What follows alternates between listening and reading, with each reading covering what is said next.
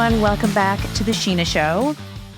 This episode, I wanted to do something a little bit different and tell you about a real life conversation I had with a person who follows me and who has a calligraphy dream. We talked back and forth over email starting last March. And I just wanted to read you some of what we talked about because I feel like it's something that so many of you struggle with. And you have the same exact question and the same exact doubts and the same exact objections. And I just wanted to give you my thoughts as I wrote back to this person. I'm going to read just parts of our correspondence and then, talk about some of the things that come out of it. And let me start with the email that she sent me March 21st, 2020. So this was over a year ago. And remember March 2020? It was when the pandemic really hit, at least here in the US, and things were shut down and people had stopped going to work and kids had stopped going to school. And it really was this moment of, my God, what are our lives? And what's going to become of them and what are they now? This person wrote to me. I'm going to call her T. Hi, Shinah. I reside in Toronto and my goal is to be a calligraphy artist like this year. Is it possible? I started February 2020, taking a workshop and doing drills every day, but getting discouraged. So say I invest in your course and I still don't get calligraphy. What happens now? Waste of time, money, me? Oh, right? I'm sure it's a question that so many of you have had, and I'm so grateful for this person for writing it into me. And here's what I responded, again, back in March. Hey, T, I totally think it's possible to become a calligraphy artist in a year. I started my business just 3 months after first learning pointed pen calligraphy, but I learned right by taking several workshops from a teacher who showed me exactly how to use the tools and practice efficiently. Some of my students have told me that they spent a year or more trying to figure out calligraphy and then were able to make incredible progress after just weeks inside my course. Once you understand the calligraphy basics, I truly believe that anyone can learn it. Sometimes it's just a matter of making a tiny tweak or switching a tool and suddenly it all clicks. Of course, just knowing how to do calligraphy doesn't mean that you'll be successful with a calligraphy business. But you can't start a business without having some confidence in your calligraphy, right? As for the question of waste, I think if calligraphy is calling to you and it's something you truly want to do, then it will never be a waste to follow that passion. If you fear waste every time you start something, then you'll truly never commit to anything. Because getting good and committing to a craft usually takes some kind of an investment. If you spend less money, you spend more time. If you value your time, then you'll spend your money. So you don't waste your precious time spinning your wheels. Finally, you are never a waste. Even if you don't become a professional calligrapher, you'll learn and grow from the experience. Maybe your love for calligraphy will fade, but some other creative craft steals your heart. At some point, you have to have some amount of faith in yourself. If you don't, no program can guarantee any level of success because it's not really about the how, the tools, techniques, the right paper, the right grip, the right angle, etc. It's about having the belief in yourself to stick to it. Keep practicing. Celebrate your small victories. And pick yourself up from the failures. That's true for calligraphy, business, and life. So that's the email that I wrote back to her in response to her question. You know what? She wrote back. And, I'm not going to read the entire thing, but basically she has a floral business. It closed because of the pandemic, like so many others. I'm sure that she was thrown into so much economic uncertainty and doubt, right? We all were. And she says she, took a brush pen workshop and fell in love with calligraphy. And, she decided she wants to become a calligraphy artist and add it to her business, which sounds amazing. Calligraphy and flowers, right? So perfect. She says that she was watching, my Instagram and my YouTube videos, and she feels hopeful and inspired.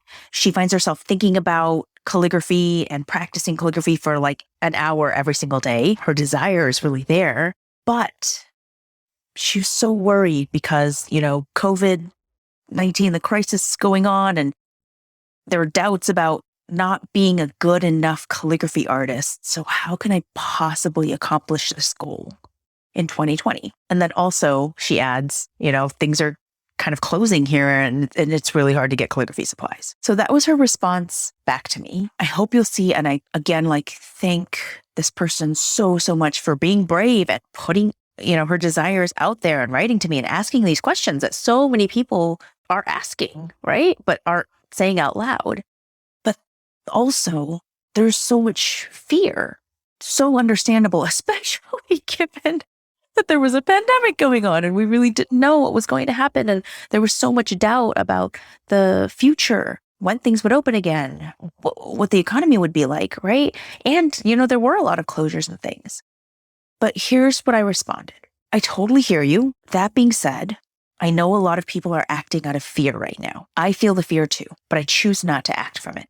I know that this crisis will end at some point, and the demand for flowers and calligraphy will be there again, stronger than ever. So I'm continuing to work and learn and grow to not only keep myself sane, but to prepare myself to be ready when the time comes. And then I also gave some options for, there was a calligraphy shop here in the US that was still shipping out. Honestly, you can do calligraphy with a regular pencil and pen. If she already had brush pens, there's so much you can do with brush pens, right? The point here is, even if there wasn't a pandemic, there will always be fear and reasons that sound really rational to your brain to hold off on something or not do it because it's scary, because it might not work out, right? Totally reasonable sounding excuses like, hey, stores are shutting down. It's hard to get this stuff. Or like, hey, we don't know what the economy is going to be like. We all should be scared. But I look back now, right? Now I'm recording this July 2021. It's been a full year and some months after this exchange. The pandemic is still a thing, but at least here in the US, people are getting vaccinated. Things have opened up again. And you know what else has happened? It's true, what I said over a year ago. The demand for calligraphy and flowers and all that stuff is back, and it's stronger than ever. Calligraphers right now, wedding calligraphers, event calligraphers are booked out. They're booking out even 2022 already. They're getting booked out. I'm planning my own wedding for 2022, and I've been hearing look, you got to get on that stuff. The good vendors are booking out. There was a pandemic, there was a shutdown, right? There was a isolation, and now things are opening up again, and people are like, oh my God, I want to get married. I want to have my events. I want to see people. I want to celebrate calligraphy, flowers. It's all a part of that. The demand is there stronger than ever. So what I'm saying is pandemic or no, there are always going to be reasons to go with the fear. They might sound really rational, or there can be another way to look at it, which is my flower business is shut down. Things are uncertain, but hey, I'm really into calligraphy. I'm passionate about this. I'm practicing. Maybe this is the perfect time to put in an investment, maybe a scary one, but one ultimately that I can afford, and put that in and use this time that I have to really get good. And really start to build my foundation and get confident in my calligraphy and start to put together my offerings for what I'm going to, put out there when I launch my business. Maybe this is the perfect time to learn online and spend the isolation period that I have really buckling down and practicing and getting my ducks in a row for when things do open up again. I'm going to be ready to go out there. That's also a perfectly rational approach. That's not fear-based, right?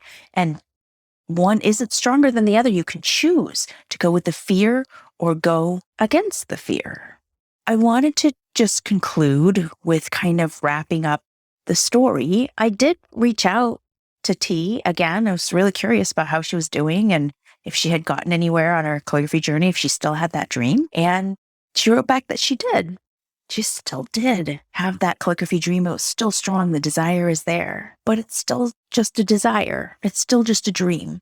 A whole, March until July. I'm not great at math. 16 months have passed, and it's still just a dream and a desire. Look, I have no idea what was happening in T's life during the pandemic, right? Oh my God. We were all dealing with so much. I have no idea if she had children to take care of that weren't in school anymore, or her business wasn't running. So there was economic stuff. Who knows? Who knows what was going on? I do not know her life. And I imagine that there was so much to deal with, like we all had to deal with back in the pandemic. I also know that there were students who came through and had a desire for calligraphy and did my program and did launch a business during the pandemic and did succeed and ended up growing their businesses to earn them more than their day jobs. I have heard those stories too. So what I hope I am bringing to you is a way that you can answer those fears and those doubts of, am I good enough?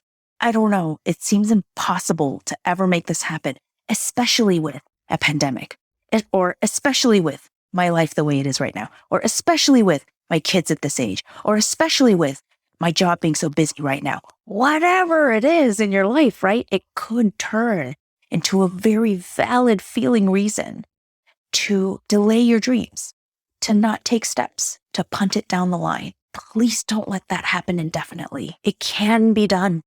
You can do this. You can learn calligraphy. You can start a business. You can make it really successful, regardless of what's happening, if you decide that that's what you want to do and you move past the fear anyway. I'm going to leave you with a resource that I hope you will take advantage of, despite fear telling you not to, because it's free and it's fucking awesome, and I only do it twice a year, and I really want you to take advantage of it. It is my Pointed Pen Calligraphy Basics Challenge.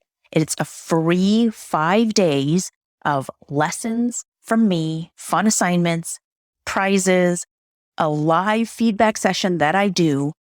It is designed to get you started with pointed pen calligraphy for free. I tell you exactly what tools to buy, exactly how to use them, exactly the right technique. I've heard from students taking this that they've heard, even though they have taken calligraphy workshops and classes before, they learned something new. It is a way to get you with the tools in hand and get you actually started on this thing so you can stop just dreaming about it and actually take action. And then once you do that 5-day challenge, you'll be shocked at how much you learn and how you can actually do this. Then you can decide whether to keep learning with me, go off on your own, whatever. But it's a place to start. If you have the same dreams that T has, a passion in calligraphy, the desire to add calligraphy to your life, add it to your business, make it a side hustle, make it a full-time job, whatever it is, I hope you will take some action. This is your sign, okay? It's free. So you can sign up at crookedcalligraphy.com/basics. crookedcalligraphy.com/basics. And you'll get all the information you need. We just opened up registration. Get on there, get inside, order your tools. We're going to dive into 5 days of free lessons to help you actually get started on this thing right so you don't give up. This is your chance to follow your calligraphy dreams and take such an important first step towards it.